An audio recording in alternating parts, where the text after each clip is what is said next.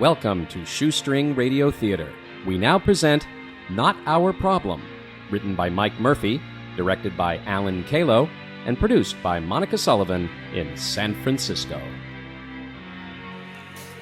Major Murdoch! Major! What is it, Sergeant? I need you over here, sir. Yes, Crane? The screen, sir. It's gone. What's gone? Vigo, Major. The planet Vigo. Gone? Can't be gone. Full magnification. The screen's on full mag. Do a sweep of that spatial system. There's nothing there. I don't even see their sun. Are you using the real-time connection that the Vigoids gave us? Yes, sir. Run these images through the main computer. Right away. What do you think happened, Major? Can't be certain. It looks like their sun exploded. The shock waves must have destroyed their planet. What are we going to do, sir? Sergeant Crane, we've got a big problem.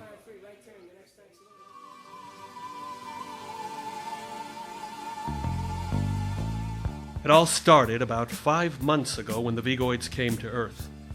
They were the first extraterrestrial race we'd ever met. They were tall, thin, purple creatures. Their voices were very deep. They requested a meeting with the president, which was, of course, granted. Not much later, Secretary of Defense Walter Bannister called me to the Pentagon for a meeting. I had known Bannister since my basic training. He was a good man, around 50, balding, and a little pudgy. To me, he always seemed tired, but I guess that's what a cabinet position will do to you.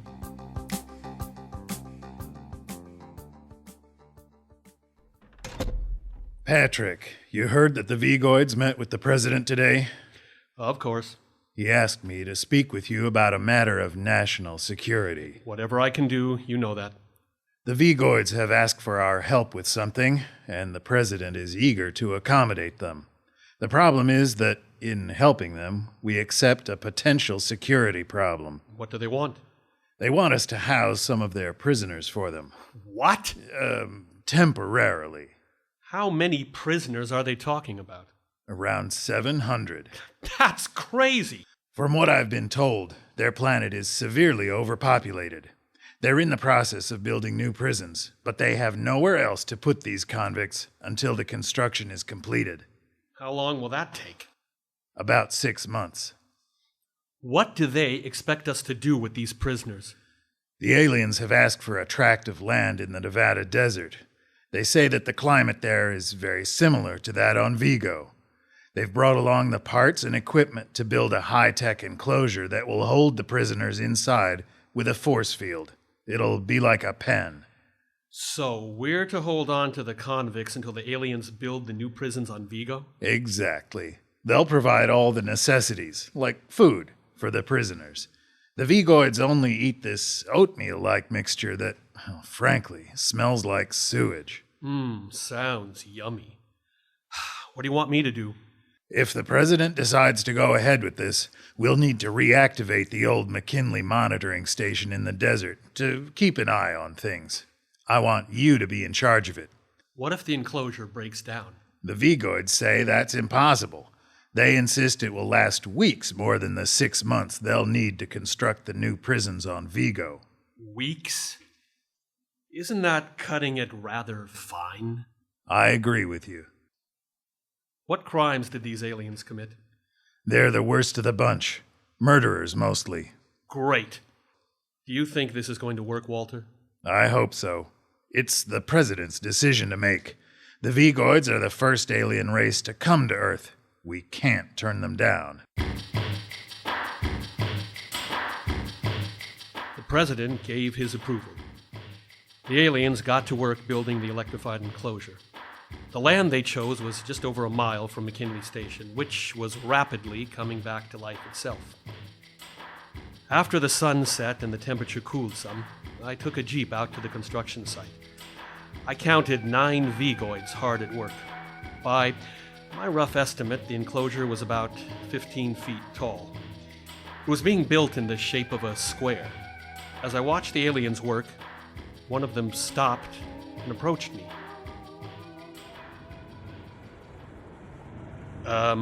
Good evening. Good evening. You are Major Murdoch? I am. My name is Gert. of the Vigoid Law Enforcement Agency. I'm pleased to meet you. Likewise. May I offer you my thanks for the role you're taking in helping my people? We greatly appreciate it. We're happy to help. That's quite a thing you're building.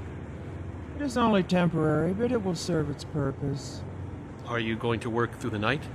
You must be getting tired. We Vigoids can go for great lengths of time without resting. The prison barge will be here in the morning with the criminals. The enclosure will be ready by then. Is this the same kind of prison you'll be building on Vigo? Oh, no. This enclosure will serve its temporary purpose. The new prisons on our homeworld will be much greater in scale. Wouldn't something like this do just as well? Sadly, no.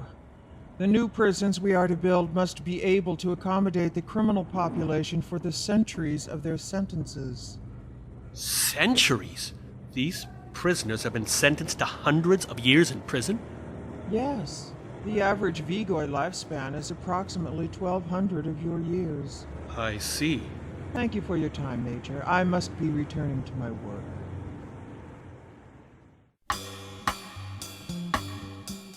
As Gert had told me, the prison barge arrived the following morning. The barge came to a stop over the now electrified enclosure, fired its retrorockets, and made a soft landing. A hatch opened, and the alien prisoners began filing out one by one. I gave up trying to count them as I reached 100. When the last prisoner had walked out of the barge, the hatch slid shut. The ship lifted up gently into the air and spun around and landed beside the enclosure. The hatch opened again, and 7 more aliens, the barge's crew, I guessed, walked out carrying large orange boxes which they presented to Gert. Then the barge's crew members got back on board their ship and flew off. The orange boxes were brimming with the prisoners' foul-smelling food.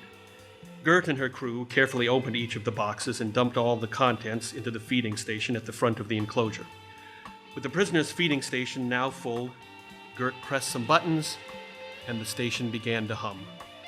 The next day, after a publicly televised thank you, the remaining Vigoids took off for their home planet.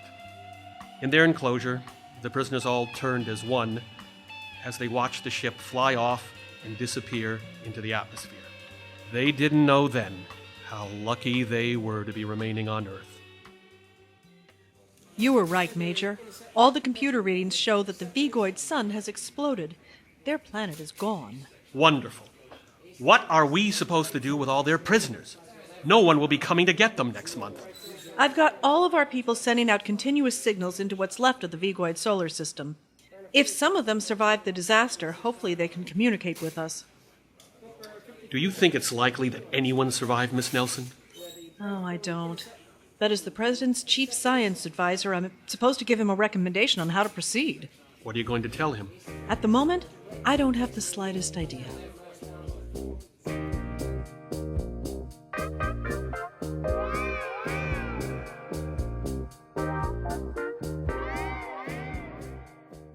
The way I see it, Pat, we've got about a month to fix this whole mess.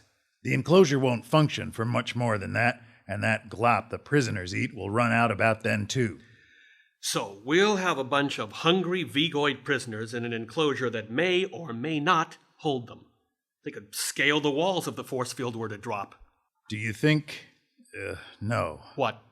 No, it's ludicrous. What is? If we really have to, the easiest thing to do would be to... kill them. You can't be serious. You'd kill 700 aliens who were entrusted to us? In the interest of national security, yes. I would recommend they be killed if it came down to them or us. You'd be committing genocide. As far as we know, these are the last Vigoids alive. You'd be exterminating an entire race. I didn't say it would be my first choice. There has to be some other way. I'm open to suggestions. How about their food? Can we duplicate it? You said that it's kind of like oatmeal. We could try. If the food runs out, they'll be very unhappy prisoners. We'll have to get a sample of it so the boys can do an analysis. I saw Gert open the feeding station to pour all that slop in. I think I remember how to open it. Then that'll be up to you. Get the sample to Loretta Nelson. She'll see that it gets analyzed.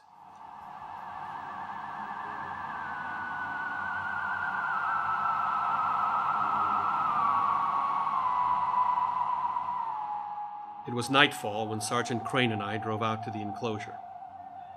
The hot wind was howling eerily. It was strange for me to look at these prisoners and realize that they were, quite likely, the last survivors of their race. Their purple coloring seemed even more pronounced in the twilight. I left Crane in the idling jeep and walked over to the feeding station. The buzz of the electricity coursing through the mesh around the enclosure sounded weaker than usual. After a few miscues, I found the button sequence that I had seen Gert use to open the hatch of the feeding station. The mixture inside was bubbling and spitting. I had removed an empty vial from my shirt pocket and scooped up a small bit of the bubbling glop. There wasn't much food left in the station, and the smell was nauseating. A few of the prisoners sauntered over to me, probably wondering what I was doing to their food. I corked the vial and pressed the buttons to slide the feeding station hatch shut. My nose was immediately grateful. I couldn't help but steal a glance at the prisoners. They looked sad. Did they know something was wrong? As I walked back to Sergeant Crane in the idling jeep, I could have sworn I heard my name in the desert wind. Murdoch. Murdoch. Murdoch. Any luck with duplicating the food? I can't even figure out what's in it. Bannister compared it to oatmeal. Maybe in texture, but nothing else. This stuff is made of grains and other ingredients that have no earthly counterparts. So you can't make any more of it? We can make something close, but I think they'll notice the difference. They may refuse to eat it. Could we mix some of our concoction in with their real food? If we cut it that way, they may get used to it and accept it. Or they may refuse the food altogether and stop eating. We have to give something a try, Doctor. There's not much left in that feeding station. We don't want a bunch of hungry prisoners on our hands.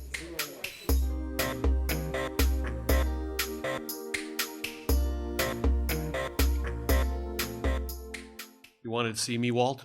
I did. The techies have tried what they can to gain an understanding of the operation of the enclosure. Inman x-rayed it to try and get a look at its circuitry. No luck, huh?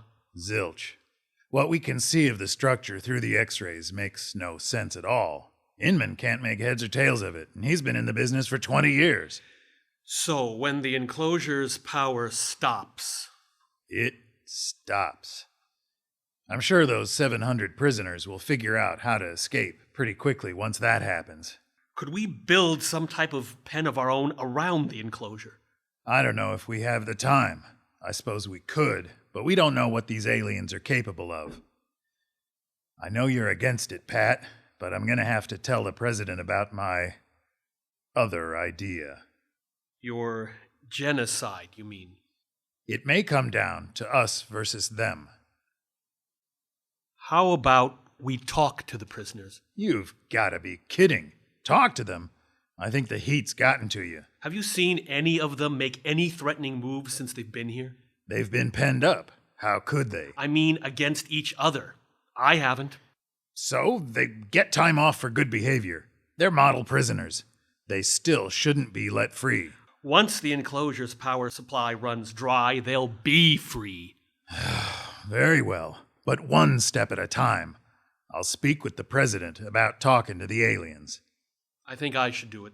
You, Pat? We have all kinds of people for that stuff. Why you? I know them about as well as anyone. I've practically been living at the McKinley station, which is only about a mile from the enclosure. Also, the other night when I went to get the food sample, I could feel some of them looking at me. I think I should do it, Walt. I'll suggest that to the big guy. The choice will be his.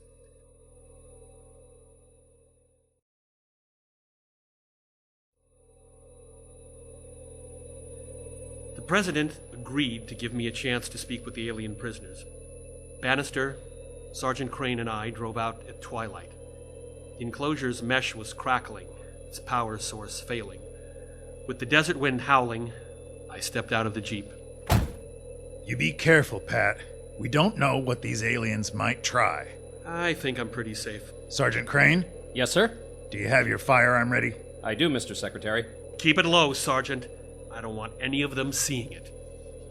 With a good deal of trepidation, I left Crane and Bannister and slowly walked over to the enclosure. Several of the aliens gathered to meet me.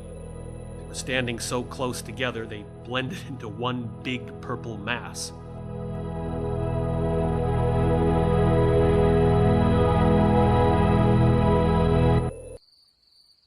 Good evening, Major Murdoch. You know my name? I'm surprised. Do not be. We hear everything. We have precious little else to do during our captivity. I suppose that's true. I am Yol. You are Major Patrick Murdoch. You are in charge of the McKinley station, which has been set up to monitor our inactivity. That's correct. You honor us with your presence. I called you when you were inspecting our feeding station. Did you not hear me? That was you? I thought I heard my name. There is a problem. I can sense it. Yes. I'm sure you've noticed the change in the power flow of the enclosure. Yes, and our food supply is growing small. It must mean that our exile here is coming to an end. Soon, we will be returning to our home planet. That's exactly what we need to talk about. Something has happened. Yes, No one is coming to get you. indeed. We have good reason to believe that your planet has been destroyed. Destroyed? How? As far as we can tell, your sun exploded, and the resulting shock wave destroyed your planet. All on Vigo are dead. I'm afraid so. Our jailers are dead, Yes. and we will be set free. Not so fast. With the destruction of your planet, you and your fellow prisoners have become our problem. We do not wish to be a problem. The enclosure's power will soon be gone, as will your food supply. Will we be left here to die of hunger? Of course not. But what to do with you and your fellow prisoners is a problem. Some people believe that we should simply kill all of you and solve our problem that way. Is that your belief, Major? My opinion doesn't matter. What happens to you won't be up to me. You said that some people believe we should all be killed. What do others believe? That we should let all of you go free. However, there's a big problem with doing that. Which is? Isn't it obvious? You're all convicted murderers. My crime was one of passion, Major. I have no quarrel with anyone on your Earth. I think I speak for everyone here. If freed, you would cause no trouble. I wish I could believe that. It is the truth. If we did free you, what would you do? We would take advantage of our second chance. We would build a community, one where we could work, worship our gods, and raise families. That sounds reasonable. We would need some initial help from your people, with building materials and such. We will also have to synthesize a new food source. We could help with both of those things. And after that? We would be no trouble. We would keep to ourselves, not contacting humans at all, if you desire. I'm sure we could have some type of diplomatic relations. That would be desirable.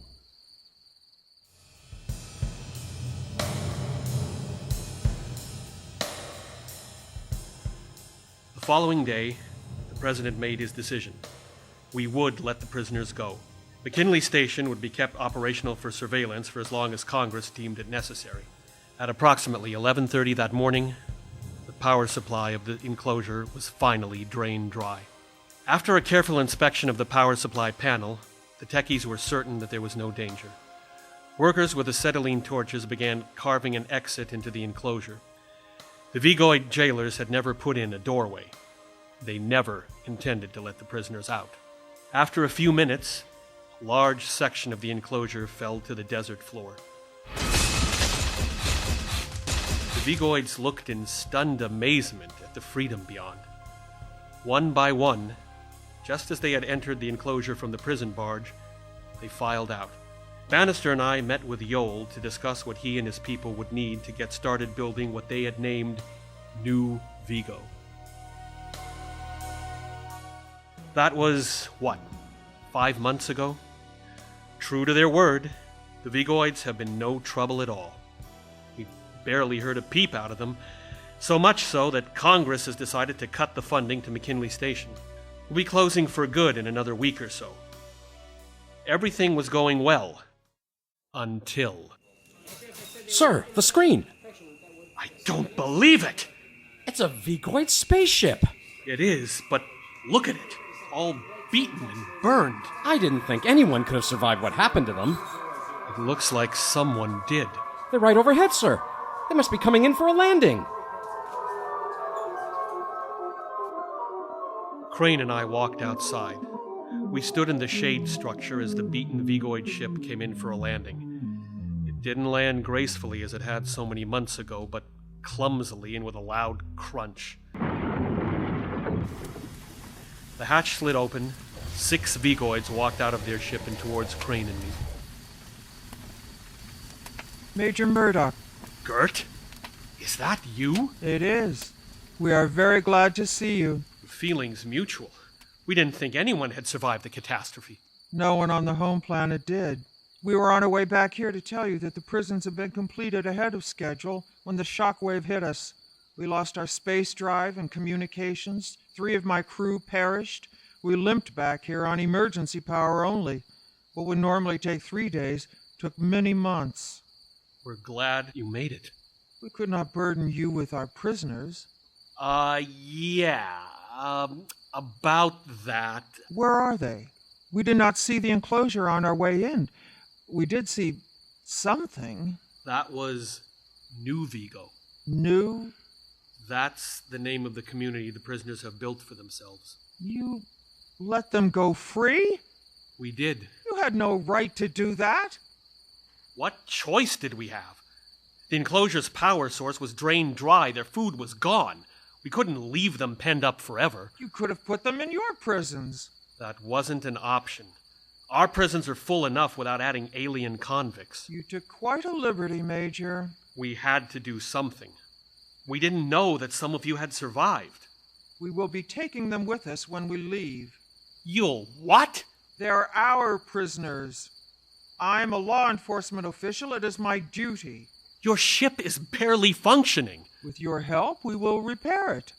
It will soon be space-worthy again. Even if that happens, you can't possibly fit them all on your ship. We will take the prisoners with us, in stages if we must. Where will you take them, Gert? Your planet's been destroyed. All of your laws and prisons are gone. We will colonize a new planet. Build new prisons. Gert, I sympathize with you. I really do. You have to face the fact, though, that with your planet gone, your status is null and void here and in New Vigo. You question my authority, Major? Unfortunately, I must. The agencies and officials who gave you that authority are no longer alive. It's a sad fact. Perhaps you are right, Major. I am. What is to become of us? We have no home, no family. Perhaps you'd be welcome in New Vigo. In that land of prisoners. Freed prisoners. True, Major. When was New Vigo founded? About 5 months ago. Could we pay a visit? Crane and I drove Gert and her crew to New Vigo. The community was an amazing sight to see. About 50 small homes, I'm guessing that they were homes, had been built around a town square. There were shops, restaurants, and places of worship. In the center of the town square, a piece of the enclosure had been ceremoniously placed on a pedestal. Vigoid writing had been chiseled into a stone below it. Gert and her men left the truck and looked about in amazement. A single alien approached us. I knew it was Yol. He held out his hand to Gert. Awkwardly, Gert clutched it and shook it. Yol motioned to Gert to lead the way into New Vigo. Gert told her crew to follow. We haven't heard much from the Vigoids lately. McKinley Station has been shut down. Walter Bannister has taken me on as a senior aide at the Department of Defense. The damaged Vigoid ship was long ago cannibalized for parts. What remains of it has been placed on display at the Smithsonian. The last I heard, there were Vigoid children in New Vigo. As I look back on that chapter of my life, I find that I actually miss the Vigoids. Maybe I'll write a book about this one day. Maybe not. Perhaps soon, with all the vacation I have, I'll drop by New Vigo sometime. I'll have to remember, though, to bring my own food. I can still smell that glop they eat.